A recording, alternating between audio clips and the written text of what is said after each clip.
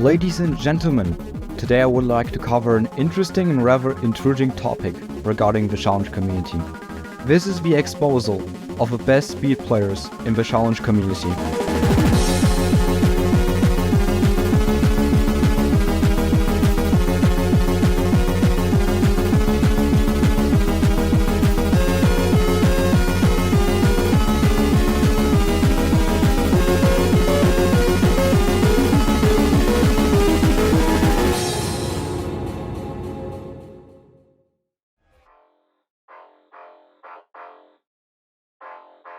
I'll give an overview really quick of the players we're going to talk about today. Let's first talk about Radiate. He has been around for quite some time in the community and has been always a very skillful player. He switched multiple skill sets numerous times and picked very high attack. However, his sudden increase of skill and jump vibe over the last few weeks has been shocking to most in the challenge community. Some of his rather impressive jump vibe passes include Bug Phantoms, 777, Tornado Speed Core, Golden Hour, and a few other maps that are excruciatingly difficult. Also very noteworthy is the accuracy that Radiate achieves in some of his recent plays, including sniping a lot of scores by over 20%. Next up, Dodgy1303, also one of the OG members of the community. He was known for being able to act very high BPM maps while still keeping a lot of stamina. A noteworthy example is his pass on Killer from 2 years ago with 83% accuracy. Even after distancing from the community for almost 2 years, he was able to have a great comeback recently after passing some of the most difficult jump viber maps when coming back to the game. For example, when he speeds me, Storm, and his extremely high accuracy scores on Hot Milk, Illegal Trap, and Jellyfish Jam.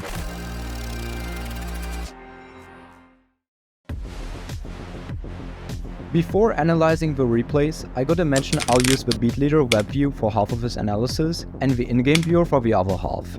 The Beatleader web view is perfect to show an unprocessed third-person view of the players. Every replay covered can be checked by yourself by going on the Beatleader profiles of the players mentioned. We're going to have a glance and compare Radiate and Dodgy's plays with a few other speed players. In this comparison, we will be comparing a number of different aspects regarding both players' replays, including swing consistency, headset position and movement, overall tracking, and basic info about the plays. We'll first compare Radiate's own replays before comparing him to others. We're going to take a look at two scores from him. The plays in question are his 63% score on ILL and his 82% score on Get2U. ILL being a complex 444 BPM stack Viber map, and the other one a Viber burst map at 680 BPM. Since looking at the entire replays would take too long, we'll look at the slow and fast sections of the maps only. To avoid confusion, ILL is the legit replay from him and Get2U the cheated one. Let's start with ILL. One notable thing is that headset shake is always considered to be normal to a certain degree, since this is the unprocessed movement that we have from the headset. We notice barely any head shake in the intro and all the head movements match up with the blocks being hit. Once we get to the drop, we notice quite some headset shake, which is normal since hitting the stacks here requires quite some big swing angle.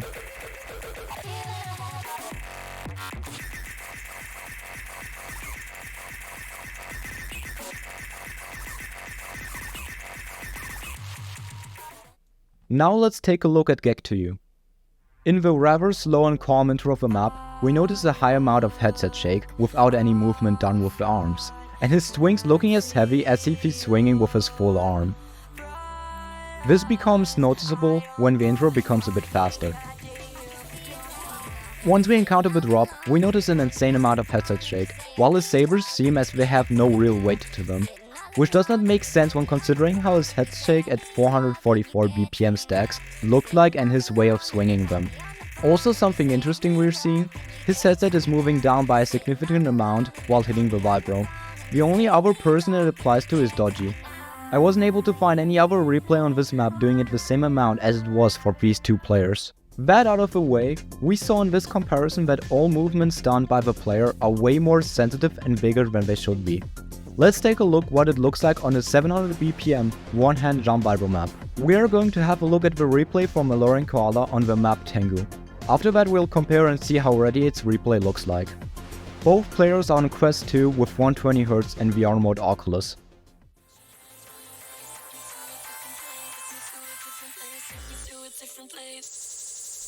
We can see that once Alluring Koala is hitting the one hand, his secondary hand, the one not hitting the jumps, is moving quite a bit, which is caused by the intense amount of swinging you're required to do in order to hit the jumps at the main hand.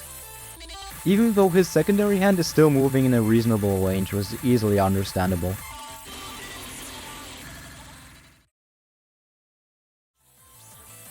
Now, as we're going to take a look at Radiate's replay, even at the slow beginning of the map, we see a very high amount of headset shaking already.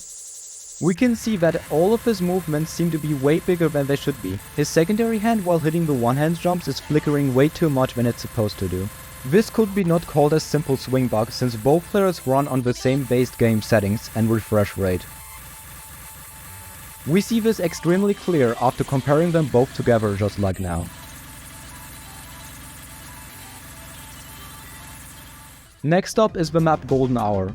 Radiate luckily submitted his choke on the map with no fail, so we're able to look at it. Sadly, the replay of the no fail score is now overridden by his recent full pass, but I recorded his old one already. We'll first compare it though to his now full pass. Let's take a look at Zodolot's replay for reference. Both players play on Quest 2 on 120Hz and VR mode Oculus. Pretty straightforward. The intro is normal as it should be and contains minor head shaking and normal wrist movement at the slow parts. At the drop of the map, we see a very slight and minor head shaking proportional to the swings he's having. One thing to note is that he's using the infamous Zodo grip, which may affect the head shaking to be a bit smaller. That does not apply to slower parts of the song, swing consistency and his hands alright. Even with default grip, the headset shake I'm about to show should not happen under normal circumstances.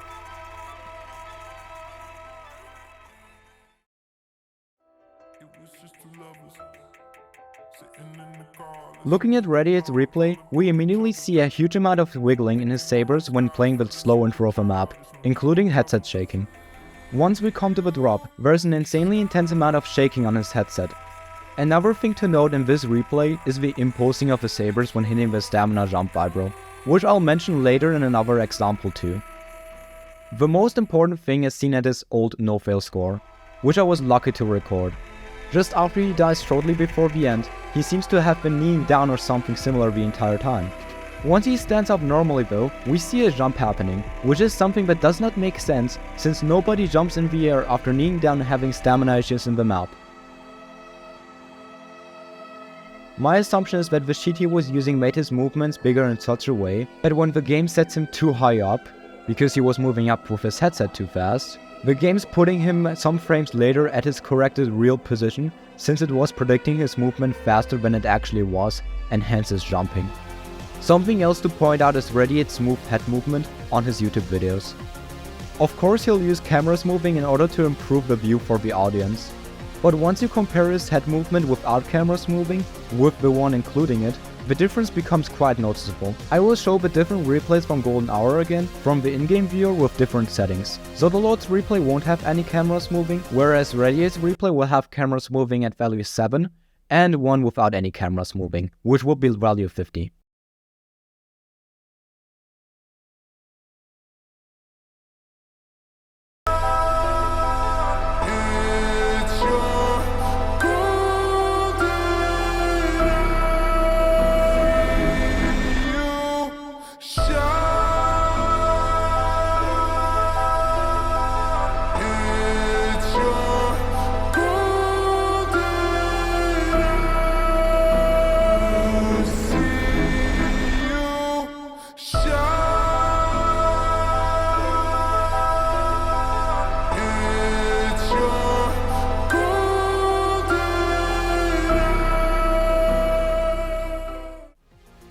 The next comparison will be on the map Hot Milk. It will be a comparison between my replay with 49% accuracy and Dodgy's replay with 80% accuracy. The reason I will take my play on the map is because I'm on the Quest 1, where the maximum refresh rate possible would be 72 Hz. That means I have the worst head shaking possible, including wiggly swings, since I have the headset with the most inaccurate tracking in comparison to others, including the Quest 2. We notice quite some headset shake while I'm hitting the bursts, which mostly goes away though after it's over. Besides that, the Saber slightly wiggle when hitting slower notes. Considering I'm at 72 Hz, it is to be expected though. Once we get to the drop, well, it's also quite some headset shake I'm having. Not much, but more than for example Zodolor's replay.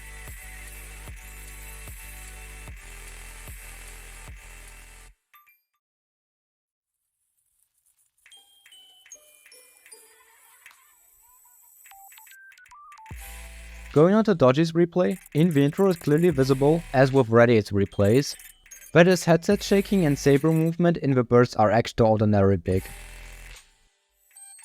Extremely noticeable in the drop of Hot Milk is that the Sabers, especially the left-hand one, is consistently swinging over 180 degrees and the strong impulsing of the Sabers. It applies to other replays too, but just naming it here as one example. Also, his headset is moving way more than it should, as we've seen with Radiate's replays before.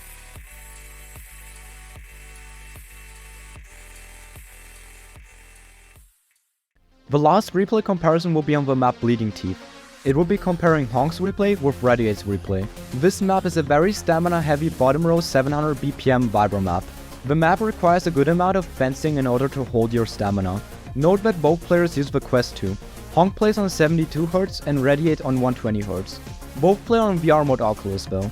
Another thing to note is that Honk is a pure bottom row vibro player and is pretty skilled at stamina bottom row vibro. Looking at different parts of the replay, we see that he's pretty much fencing the entire map in order to save enough stamina, since the map is 9 minutes long. His head is only moving a small amount, but understandable since he's trying to save stamina. Now what's odd for Radiate's replay, that he's always swinging way bigger than he actually needs to. Also what we notice is his strong impulsing of the swings throughout the entire map. Very noticeable is after every hold that his headset shakes a huge amount. I won't show much of the replay since it's all just the same, so you can just look for yourself on Beatleader after this video if you want to.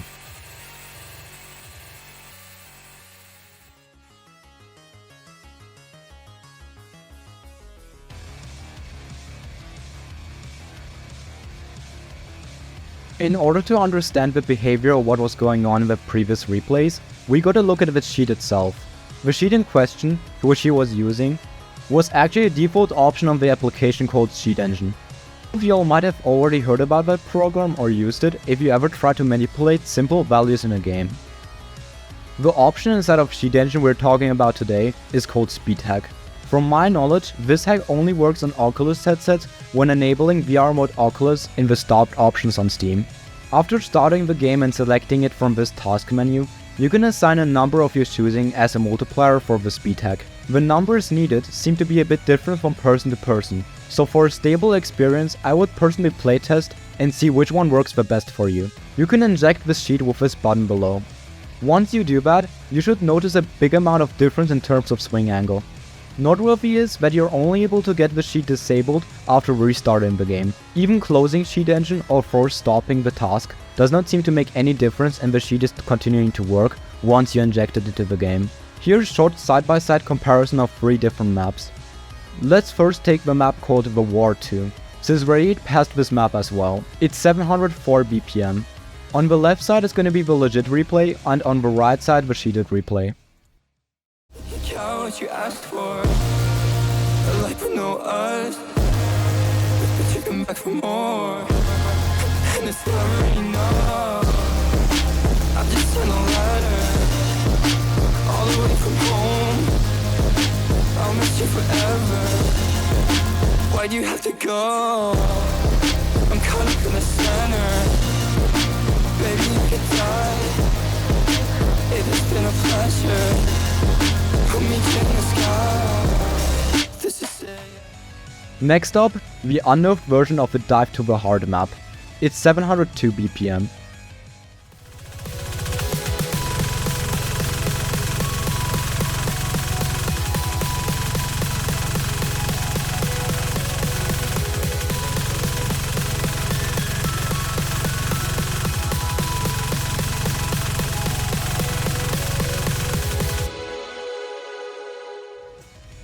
The last comparison will be on the map The Big Black. the shielded replay will have its cameras moving turned off.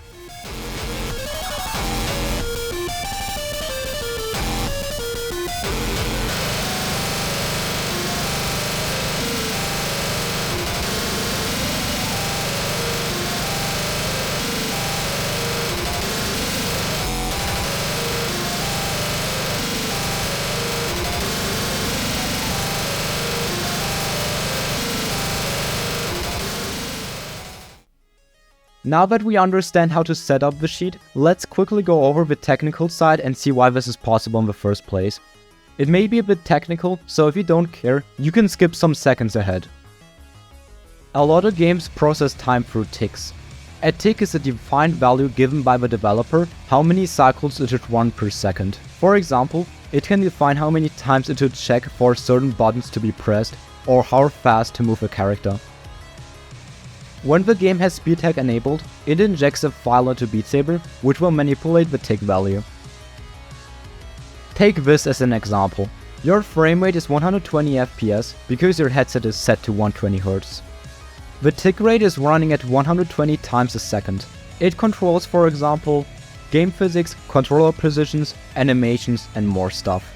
Not everything is tied to the tick rate, but a lot of things. Both values are the same, since it's common to change the tick rate dependent on the hertz of your VR headset. Once we enable the speed tag, it manipulates the tick value to be different from your frame rate.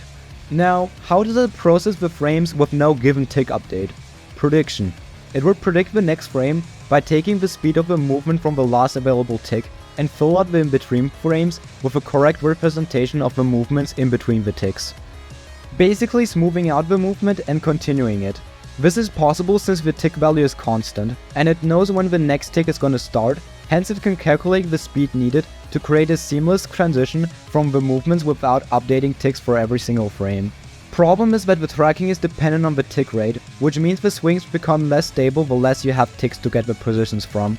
This exaggerates the faster you go, which results at the end in a big swing angle, since you can have a big downward speed without it predicting it you're going up after that, which would result in predicting the movement too big. This is my assumption on how the sheet works, since I tried to figure it out myself and had barely any info to work with.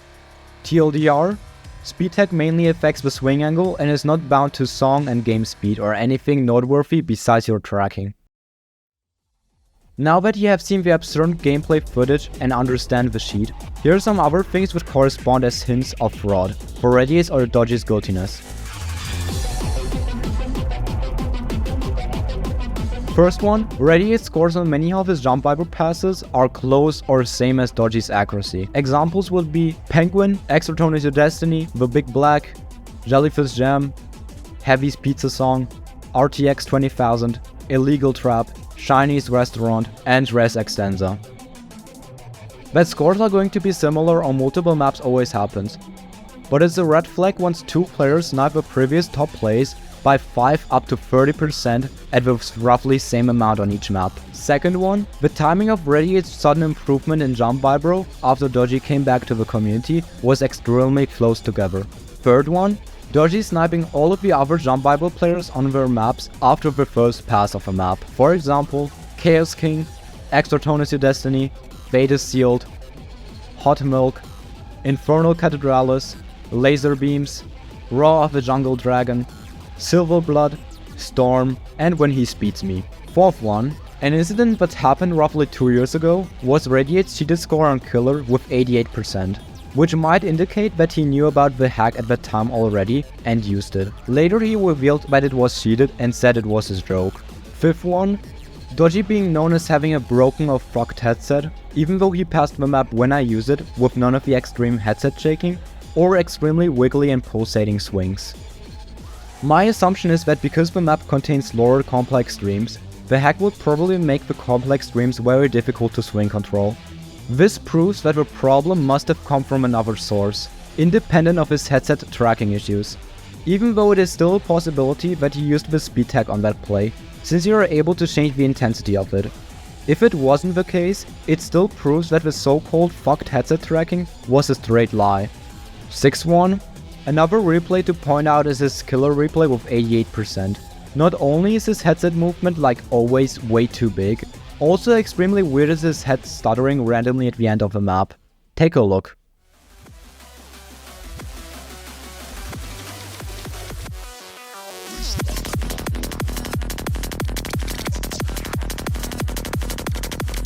Now we get to the evidence, the final nail into the coffin. It's a recording of a public VC in the server challenge Saber from 3rd June of 2023. We sadly don't have all of the footage, since it was recorded through Shadowplay, but we have the most important clips from it. We will focus on 4 incidents which occurred in it. After playing speed and jump viral maps, once he's being asked to go back to playing Dimension, he restarted his game for seemingly no reason and acts like it was accidental.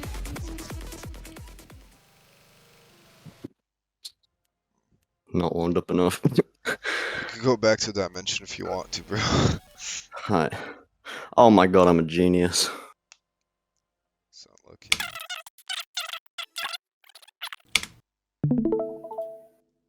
This is the most horrible grind I've ever had. Even worse, in the exact same VC, he restarted his game accidentally once again. It was after he passed Storm for his first time, while casually sniping Zodolord and almost sniping Doji's score. Shortly after, he was practicing other jump viral maps and was asked to play Dimension again.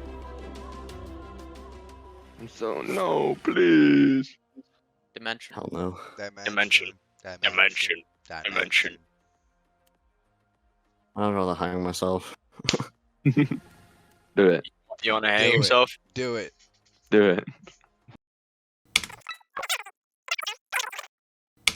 Why did you restart your game? What? Why did you restart your game? So you could turn on cheats. Yeah, so I can turn on cheats and pass Dimension. Alright.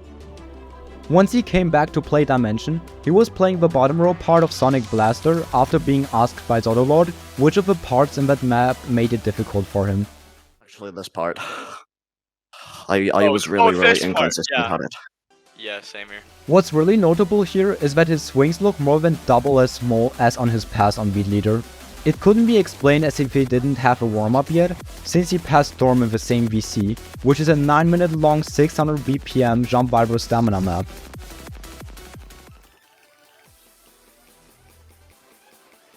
Go on, game. 30%. You ready?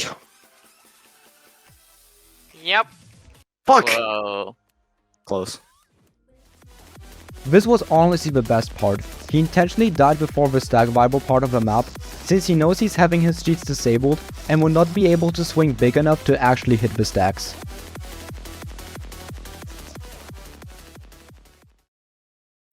I'm just going to say this once again. Do not go out to Radiate or Doji and spam them full of messages. They already received enough punishment for this video or reactions taking CS or BCC. I hope you won't go out and call other people cheating for just being better than you. So if you think someone is cheating, you should make sure that you have enough proof or evidence of it. Plus, this was a very rare case, so yeah. If you want to see me play the game or something in that matter, my YouTube and Twitch channels are linked in the description. And if you want to tell me something, you can message me on my Discord. Also, it would be cool if you would share this video with other people in the Beat Saber community, since I spent a long time making this video. But yeah, I wish you'll have a very great day and fun playing the game. Bye bye.